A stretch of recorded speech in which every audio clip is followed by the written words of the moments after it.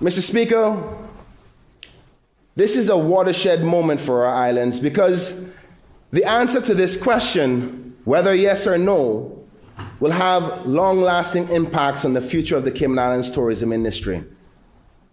The outcome will shape our economic landscape, the livelihoods of our people, and our ability to remain a world-class tourism destination for two distinct sectors: stayover and cruise.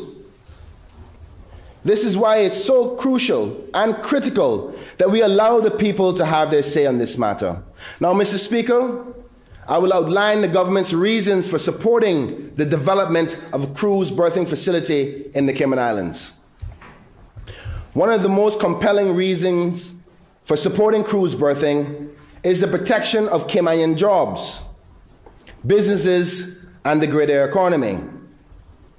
There are thousands of Caymanians who rely on the cruise sector for their livelihoods. They're not just abstract statistics. There are our friends, there are our neighbors, there are family members, there are taxi drivers, our tour operators, our artisans, and small business owners who depend on the cruise passengers for their income.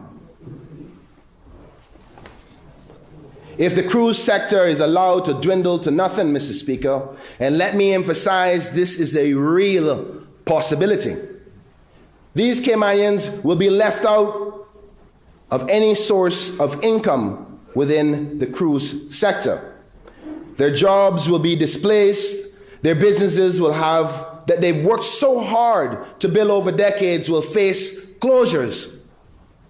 Well, we simply should not stand by and allow this to happen. And I say we, Mr. Speaker, we, the people. As a government, we have a duty to safeguard the livelihoods of our people, and one of the most effective ways to do this is by ensuring that we have the infrastructure in place to support a thriving cruise industry.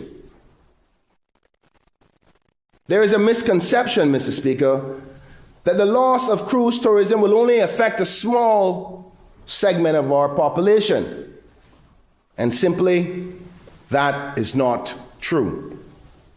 The ripple effects of the decline in cruise tourism will be felt across our economy on a whole.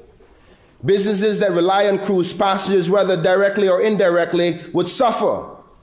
These include restaurants, retail shops, and even those in the service industries who provide ancillary support. And let me explain, Mr. Speaker.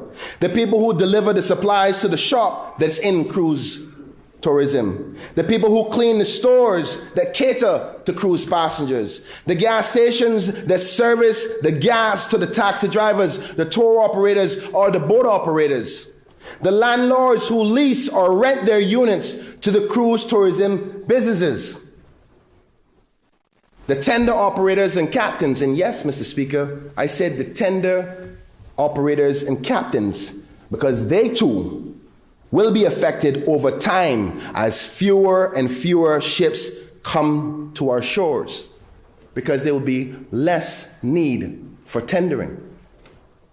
The income generated from cruise tourism flows through our entire economy, and we must protect that flow to safeguard the future of our Caymanian workers and entrepreneurs.